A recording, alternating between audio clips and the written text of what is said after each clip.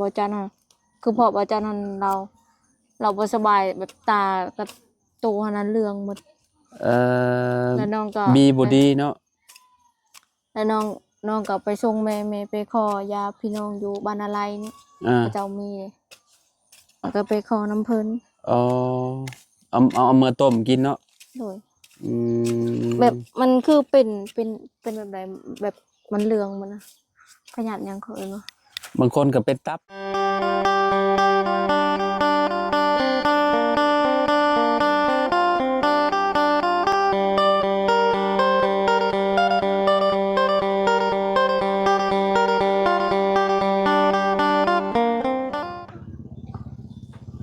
เอากราบสบายดีและสวัสดีเนาะพ่อแม่พี่น้อง FC เบิร์สสู่คู่สู่คนเนาะบ่ว่าสิอยู่ในและก็ต่างประเทศเนาะก็ยินดีต้อนรับเข้าสู่ช่องบ่าวลาวสตูดิโอพี่น้อยเนาะอ๋อโธ่พี่น้อยเนาะบาดนี่คักปัญญังเฮือนน้องหัวน้องจันพี่น้อยเนาะอ่ามื้อเพิ่นเฮ็ดแล้วเฮาผัดบ่ได้เข้ามาพี่น้อยเนาะกลับบ้านก่อนเนาะกลับมาบ้านนี้โอ้ยพี่น้อยเนาะงามคักปัญญังเนาะบันดุงบันไดสีแดงอ่องตองเลยเนาะโอ้โหทางนั้นก็ได้ซานพี่น้อยเนาะทางขึ้นเป็นกระเทเรียบร้อยคักปัญญังเนาะงามคักอีหลีนี่โอ้โอ้น้องๆเพิ่นพากันเฮ็ดหยังเด้พี่น้อยเนาะสวนเพิ่นก็เนาะพี่น้อยเนาะเพิ่นกำลังสิลงมือปลูกพังพี่น้อยเนาะปลูกผักปลูกหยังนี่แหละพี่น้องเอ้ยโอ้สุดยอดอ่ะลิน้องหัวกับน้องจันพี่น้องเอ้ยเนาะอ่าเดี๋ยวเขาไปเบิ่งหมดนำกันพี่น้องเอ้ยเนาะว่าเป็นเห็ดไปหอดใช้แล้วชวนผักสวนหญ้าเพิ่นเนาะโอ้พี่น้องเอ้ยเนาะขักลีนี่เนาะเป็นขักปัญญาพี่น้องเอ้ยพากันเสียหญ้าบ่นี่เนาะสบายดีโดยสบายดีเด้อเจ้าเด้อน้องจันน้องหัวพี่น้องเอ้ยเนาะน้องมณีน้องมันนี่เนาะน้องมันนี่จันเนาะเออพี่น้องเอ้ยเจ้าบ่ย่านบ่ขี่กระเดือนน้องหัวขออนุญาตแน่เนาะนิดนึงโอ้ดินกำลังใกล้สิแห้งเนาะฝนบ่ได้ตกบ่อยู่ทางนี้น้องบ่อืมพี่น้องเอ้ยเนาะกำลังเสียหญ้าออกสิปลูกฝังบัดนี้เนาะปลูกหยังแน่นี่ปลูกผักกาดผักบัวผักหอมแล้วก็มักแตงแต่หม่องเฮือนน้องพรเพิ่นก็ปลูกหลายอยู่เด้เนาะเพิ่นก็ปลูกขายคือกันบ่ปลูกกินแต่ว่าเขาเจ้าปลูกมักแตงเขาเจ้าปลูกแล้วก็เขาเจ้าก็ขายก็คือแบบมื้อนั้นเฮาไปนั่งอยู่ในหันแนมไปในสวนเพิ่นน่ะพี่น้องเนาะเริ่มงามแล้วพวกผักพวกหยังหั่นน่ะเขามีน้ำเด้น้ำเพิ่นมีเนาะเรื่องน้ำเป็นยังได้ซะน้องเดี๋ยวใส่เจาะอันเขาว่ารถเพเอาอีกเลยรถเพบ่แม่เพิ่นขอเวลาซ่อมรถบ่แม่เพิ่นว่าประมาณ 4-5 มื้อประมาณ4-5มื้อแม่นพอดีบ่บุญบ่จันทร์ขึ้นมารอบหน้าเลยเออพอดีแหละมื้อเอิ้นชุมเจ้าเสียนี่แล้วชุมเจ้าสิเสียปลูกฮอดไสนี่น่ะฮอดนี้แบบฮอดค่านี่บ่โดยอ๋อแสดงว่าตะข่ายนี่ต้องซื้ออีกนี่เนาะโดยมันเพราะว่ามันบ่พอในเดือนนี้ก็เลยลกเอาอีกนึงแล้วก็ซื้อเพราะว่ามันกระเทินมันกับเนาะจากพุ่นมาพี่มันกับบ่ได้ยาวบ่ได้น้องๆเนาะแบบว่าเพื่อเฮาจะปลูกอันได้หลายอย่างหั่นน่ะพี่น้องเอ้ยสิปลูกหมกเพชรนี่ปลูกหมกพริกขี้หนูน่ะครับหมกเพชรไปบ่หมกพริกมาอันเขียวๆเด้บ่จ้างหมกพริกขี้หนูมาพริกหน่วยน้อยๆที่ว่ามันเผ็ดๆแท้เด้น้องมีบ่อยู่ในสวนเจ้าบ่มีเจ้าจะไปเอาพันธุ์มาได้ใช้มาปลูกครับเอาหมกเพชรเฮานี่เนาะหมกเพชรอัน ที่เฮาเอาตำกินหั่นแหละ เห็นบ่ หมกพริกก็จะเอาปลูกอยู่ให้อันนี้หมกพริกเฮาเองปลูกในมัน อืมคือแบบกระเจ้าเก็บมาขายให้เราว่า แม่ มันก็ขากอยุ่มกผิดกันกันแหล้วเนาะเป็นยังไงอยู่ดีไม่แห้งอยู่บ่ โดย อืทางเข้าบ้านโอเคเด้อเนาะ มันบ่ คือ ได้ เห็นกระเจ้าทมบ่มองทางเขาน่ะ แม่ กระเจ้าเฮ็ดแบบไรน่ะกระเจ้าคือบ่เห็นกรีด บ่ เห็น ฮู้ เห็น คือกันเขาเจ้ามาถอกเมื่อวานนี่ อ๋อ แต่เขาเจ้าบ่อัน เมื่อไรกระเจ้าสิเอาแท็กเตอร์มารุดเนาะ บ่ฮู้คือกัน เอาบ่ว่าสิปะแบบนั้นรถใหญ่ก็เข้าบ่ได้ล่ะ บางทีเขาก็ให้ชาวบ้านไปโทรมา โอ้ชาวบ้านพากันชวน แม่ ชวนโทมเอาบ่ แม่ โอ้ขนาดนั้นบ่เฮ้ยกระเจ้าของอยู่แท้กระเจ้ามาอันแก่มาโทมให้ อยู่ห้องงานมันต้นนั่นเด้เบียด โอ้คนโรงงานมันต้นนะกระเจ้าคนมาให้นี่นะ แม่นเพิ่นซอ โอ้ ย พี่น้องเนาะนี่เอาเสียมมานี่นะเอาใส่อันเสียอย่างน้อง หึ เสียหญ้าให้โดยเฉพาะเลยบ่นี่นะ โดยเสียยาแล้วก็ยามหน่อไม้เราไปหาหน่อไม้ก็ได้ ซื้อมาเท่าไหร่นี่ 15,000 คักอยู่เนาะ เฮาแบบเราเฮ็ดให้เฮาซักเท่าให้ก็ได้นี่ อันนี้ได้ แม่น โอ้พ เสี อย มา ดี นี่แหละเขาจะ มันพอดีงามเนาะพอดีอันหลุมหั่นน่ะเวลาเฮาซักเข่าแล้วก็เฮาก็โหยเข่าลงเลยเนาะของไผของลาวเลยนี่เนาะ แม่น เวลาซักเข่าเนาะแต่รุ่นตะกี้เนี่ยคือแบบ เขาเอาไม้หั่น เอาไม้ซักแล้วก็เฮาเป็นคนโหยแม่นบ่ แม่น เป็นคนหายลงคุม แต่ว่า แต่ว่าคุมเมอร์นี่ แม่น ของไผของลาวเนาะ แม่นเขาจะเอาเสียมนี่เพราะว่ามันไวเลย เออต่างคนต่างไปเลย โอ้ เขาเอาไม้หั่นมันซิซ่า โดย เคยปลูกอยู่บ่น้องปลูกผักนี่ได้ปลูกอยู่ใช่ นี่แหละญี่ปุ่นบน ใช่รูปบุ แม่ตั้งแต่นาบ่าวยังบ่ทันได้เฮ็ดสวนมันนี่จ้ะ ปลูกยังแน่น่ะสมจะปลูก ปลูกหมกแตงปลูกผักนี่แหละ ขาย บ่กิน พอได้กิน เนาะ คือเราบ่เคยปลูกก็เชื่อใช่ดอกว่า คือเฮ้ย เคยเนาะ แต่ละปีก็ปลูก ปลูกหมกพริกเนาะปลูกหมกพริกแล้วก็หมักแตงอันมากหมักเขือเนาะหมักเขือแล้วก็ผักกาดเนาะพี่น้องเอ้ยเนาะพอได้คั่นส้มกินเนาะน้องจันคั่นส้มโบคักแล้วผักกาดสดๆพี่น้องเอ้ยเนาะเอามาฮอดพี่เนาะไก่ไข่ไหม้แล้วบ่หรือว่าย่างบ่นั่นนี่ ไข่ไหม ไข่ไหม้แล้วบ่ ดู ไข่อันนี้เด้นี่ตัวอันแดงๆนี่ บ่ ไอ้ ได้ไข่ ไอ้เหลืองๆนี่ มันบ่ได้ไข่เลย มันคือเลิกไข่ไว้ว่าแท้ เนาะ เนาะตอนนั้นบ่ไข่เนาะ แม่ ชื่อมาเป็นเดือนแล้วมั้งไก่น้องหัวนี่ ไข่ก็ได้ ไก่เจ้านะไก่ไอ้ที่ว่าเบาไล่ชื่อตอนนั้นน่ะ แม่นสิเขาเป็นลูก ยังบ่ได้กำไรอยู่เนาะ เนาะหาก็ไข่อีก5หน่วย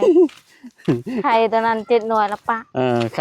ข่อีกกับปะอีกเอาอีกแล้วต้มกินดีคือเขาเนาะมันแบบว่ามันจะมันเป็นแบบใดแหละพี่น้องเอ้ยนะมันเป็นน้ำโตไก่บ่หรือว่าจังใดหรือว่าเพิ่นอันนั้นบ่หรือว่าเพิ่นบ่อยากพักบ่สับไปสับมาไปเจอทองนี่บ่โทษเนาะคักแล้วเนาะน้องจานพี่น้องเอ้ยเนาะมื้อนี้พากันกินข้าวกับหยังตอนอันนั้นเนาะ กินกับปลาลุงเฮิมเพิ่นซื้อ แกงปลายังอีกเลย ปลา ปลาดุกบ่ บ่แม่นคือปลาดุกหั่นนะสิค่ะ ฮะ ปลาเข่งปลาหยัง ปลาเค็ง บ่แม่น ปลาหยัง ปลาชีขาวคือปลาดุกเลย คือปลาดุกหั่นนะ ปลากดบ่ แม่นปลากด โอ้ขักแล้วปลากดฮะสุดยอดเลยมันขักปลาหยังได้ฮะพี่น้องเอ้ยกินข้าวเที่ยงกับแกงปลาเนาะ ดู ข้าวแรงได้บ่เนี่ยกินแล้ว ยัง มีหยังกินข้าวแรง กินผัก ผักหยังน่ะ ผักตำลิงแม่ไปหาแล้วก็กิน ผักกูดบ่ บ่ผักตำลิง โอ้ผักตำลิงมากอยู่อ้าย แซ่บอ แต่ ยู่ กินแล้ว เบิดเลย แม่น โอ้ กินกับลุงเฮิมเบาเพิ่งแล้วก็ เพิ่มบ่ได้ เบาบ่ได้ ข้าวแรงนี่ได้ โดย ข้าวแรงนี่กินแหละ บ่ไล่กับ บ่ ลุงเฮิม ข้าวแรงนี่กินแหละ โดย ห่วยคือไวแท้ กินประมาณจักโมง ชี้หาก็ยังบ่ฮอด5 โมงซ้ำ 1 กินข้าวแรงแหละ 1 โมง2 โมง โอ้ข้าวเที่ยงอันนั้นน่ะข้าวเที่ยง บ่ได้ บ่ กิ แม่ น น ข้า ข้าว วแรง เช้าเลย ฮะ บ่ได้กินข้าวเช้ากินแต่ข้าวเที่ยง นั่นแหละข้าวแรงยังบ่ได้กินบ่ว่าสิข้าวแรงสิกิน อันตอน3 โมงบ่ายโมงกินไหมล่ะ กินข้าวละ ยังไม่ได้กิน น้องจันเคยกินอันนี้บ่จันนี่เคยกินบ่ ไม่หยังเลย อืมเคยบ่หมูป่าเลย คือไอซื้อมื้อนั้นน่ะ สมหมูป่าเลยเคยบ่ บ่ แม่น คือไอซื้อมื้อนั้นน่ะ แม่นแต่เป็นเจ้าใหม่เลย จะไม่ แม่นกินบ่จันเคยกินบ่บ่เคยน้องหัวเคยเลยน้องหัวเนาะ โดย เขาว่าสิซื้ออันนั้นมาอยู่อันน่ะชินพานแต่ว่ามันบ่อันนั้นสมพานบ่มีพี่น้องเอ้ยเนาะมันมีแต่สมหมูป่าโอ้หมูป่านี่ก็เพื่อสิได้กินนี่ก็บ่แม่นง่ายเด้หากินยากแล้วคุมื้อนี้นะบ่ค่อยอยากมีแล้ว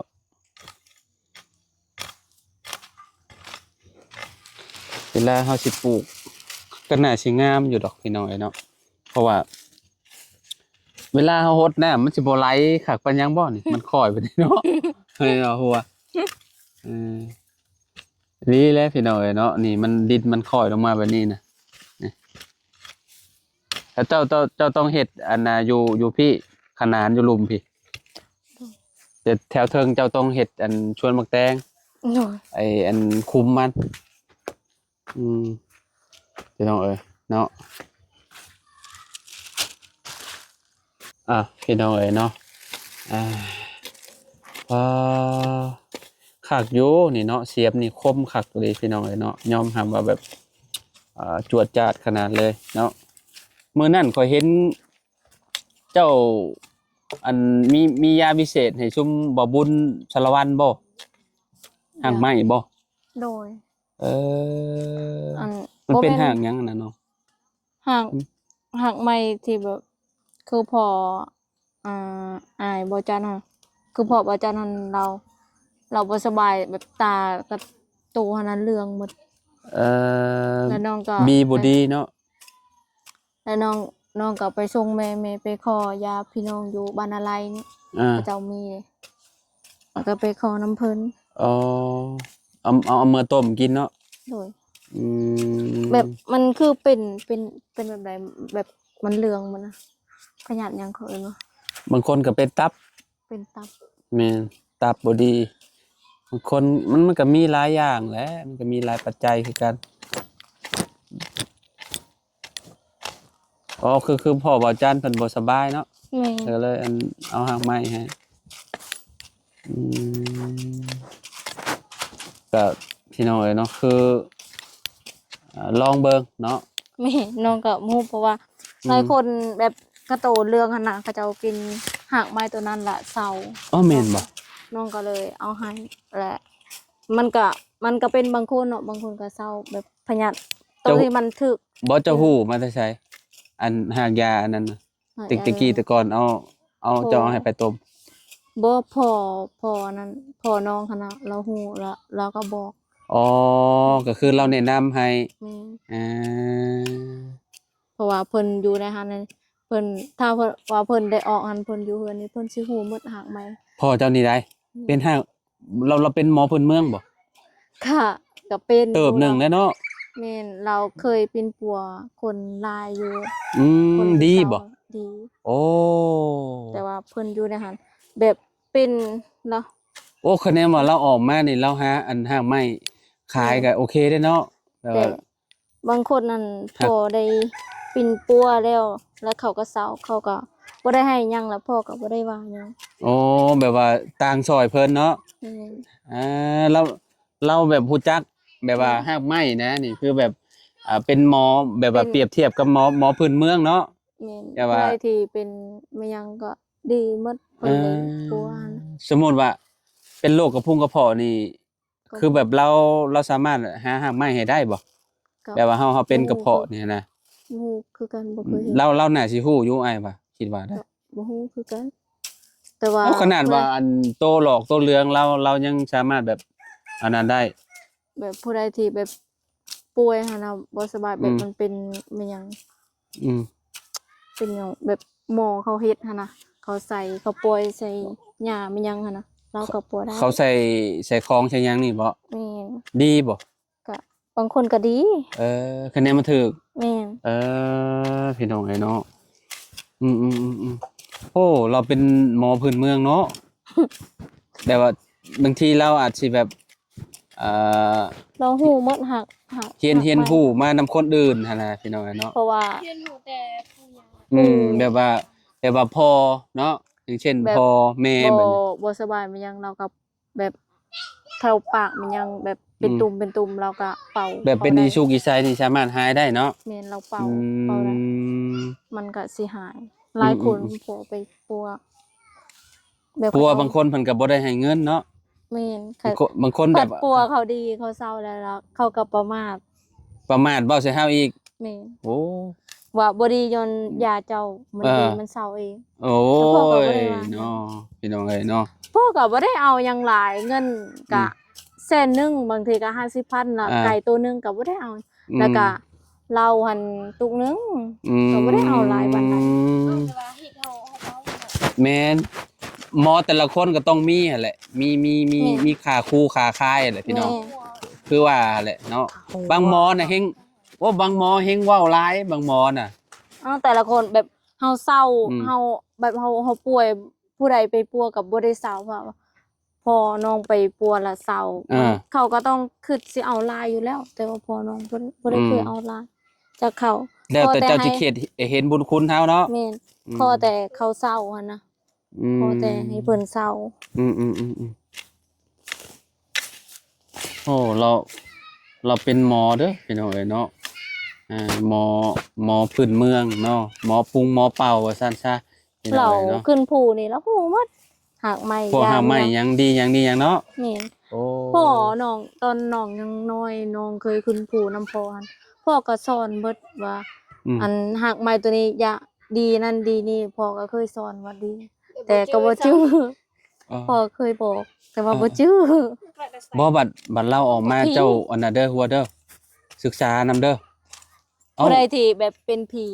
นั่นแหละ เป็นผีละโตมันบักใหญ่ๆหั่นนะพ่อก็บอกหมดหากไม้เอาตัวนั้นเอาตัวนี้เด้อลูกเด้อ อืม ค่ะแล้วก็ ผัดยามพ่อเฒ่า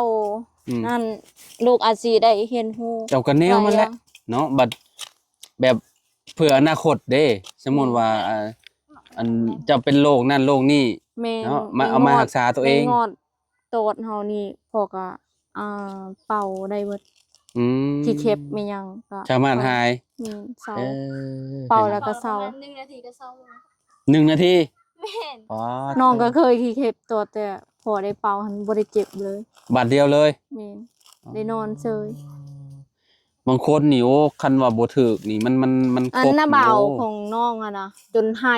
ไปสักยาแล้วก็บ่เศร้าว่าพอน้องไป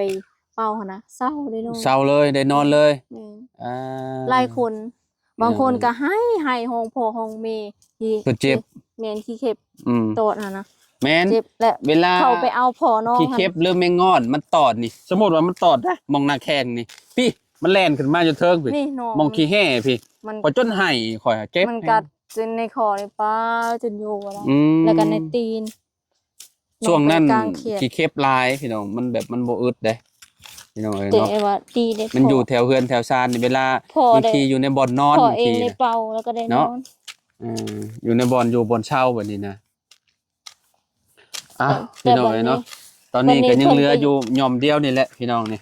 สิแล้วเนาะ วันนี้แล้วเพิ่นไปอยู่ในหันแล้วพอใดเป็นหยังมาแล้วก็บ่ฮู้ยา แม่นแล้วเราบ่ได้ออกมาเราก็บ่ฮู้แล้วเนาะ มีแต่ไปหาหมอ อืมจะไปหาหมอเพราะว่า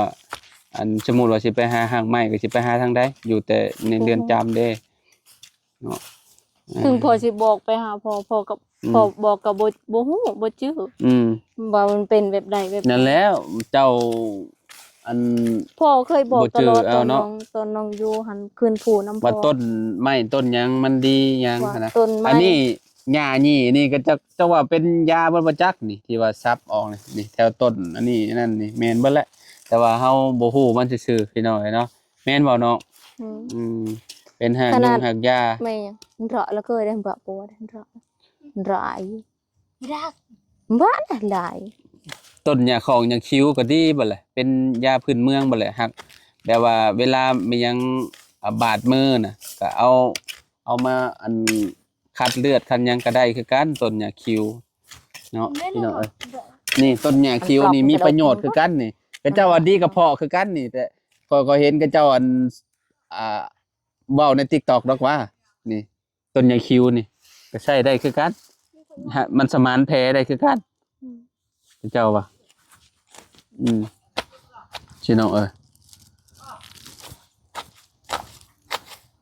มื้อเอิ้นสิเฮ็ดหยังมื้อเอิ้นบ่ลงมือขุดอันนี้บ่ โดย โอ้เอาทีมงานยังเหลืออยู่จักคนตอนนี้เบิ่ง ลุงเฮิมเบาไล่แล้วก็เบาไล่จำเบาเพิง บ่เพิ่ง4เนาะตอนนี้เนาะบวกกับข่อยนำเนาะพี่น้องเอ้ยเนาะกินข้าวแรงอยู่เฮือนน้องหัวพี่น้องเอ้ยเนาะมื้อนี้นะน้องจันลองชิมเบิ่งปิ้งหมูป่าลองเบิ่งเนาะมันสุกแล้วบ่ ยังแหละยังบ่สุกแล้วมันก็ยังบ่เป็นแล้วเอาต้องปิ้งเอาคือมื้อนั้นเคยกินแต่หมูบ้านบ่น้องจันหมูป่าบ่เคยกินบ่ แต่ก่อนก็เคยอยู่เขาเจ้าใดเขาเจ้าเฮ็ดเป็นพูดเลยเขา ตะ เจ้า กี้คือสิหลายอยู่แถวบ้านเจ้าเคยคิดว่า แม่น มีแต่ เรา ของขายเป็นโล ขายเป็นโลบ่ เมื่อวานนี้พอสบุดก็ได้ได้หมูปลาเราขายเป็นโล เฮาแม่นบ่อ๋อ 2 ล้านปลายเขาละจักโล ขายหมดเป็นโตเลยบ่ แม่เพราะว่ามีคนซื้อคนในบ้านคนบ้านนอ เจ้าก ไปเฮ็ดน่ะได้เฮ็ดกับดักเอา ใส่ บ่ ใส่แหว อืมเอาพี่น้องเอ้ยเรียบร้อยบาดนี้เนาะเอ่อเมื่อยแน่น้อยหนึงแหล้วเฮาอยากกินผักเขาเองเนาะบ่อยากไปซื้ออยู่ตลาดแต่ ได้ ว่า ผักตัวเองก็สบาย เนาะเวลาเฮาอยาก ยำใดก็เอายำนั้น แม่นถูกต้องเฮาบ่อยากใส่ปุ๋ยเฮาก็อันใส่พุ่นเอาพุ่นขี้แบ้หรือขี้ไก่เนาะ แม่นบ่เคยใส่ปุ๋ยใส่แต่ขี้ฝุ่น มีแต่อัน ขี้ พุ่น ปุ๋ย ธรรมชาติเนาะ แม่น มันจังปลอดสารพิษพี่น้อยเนาะคักๆคือกันได้กินแบบสดๆเลยพี่น้อยเนาะเอาโอเคบาดนี้พี่น้อยเนาะเรียบร้อยเนาะสังสองสาวเพิ่นซอยกันขนาดเลยเนาะน้องหัวกับน้องจันพี่น้องเอ้ยเนาะเขามายามแรงๆเฮาก็ได้เนาะเฮาก็มาฮอดจอดเถิงเนาะมาก็ไปแวะบ้านน้องบุญทวีเพิ่นก่อนแล้วก็มาบ้านน้องจันบาดนี้กับน้องมณีแสงพี่น้องเนาะน้องมณีจันซะเนาะอยู่นำกันเนาะห้องสองชื่อมันจังจบในบาทเดียวเลยเนาะมณีจัน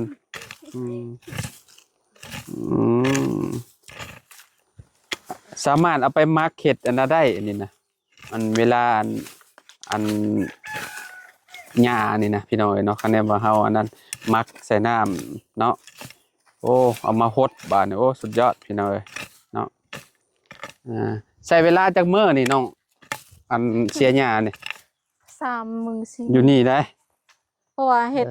เสียแต่ตอนแรงตอนเช้าเลย ตอนเช้ามันฮ้อนตอนเช้าได้อยู่เนาะ โดน ประมาณ 8-9 โมงเนาะ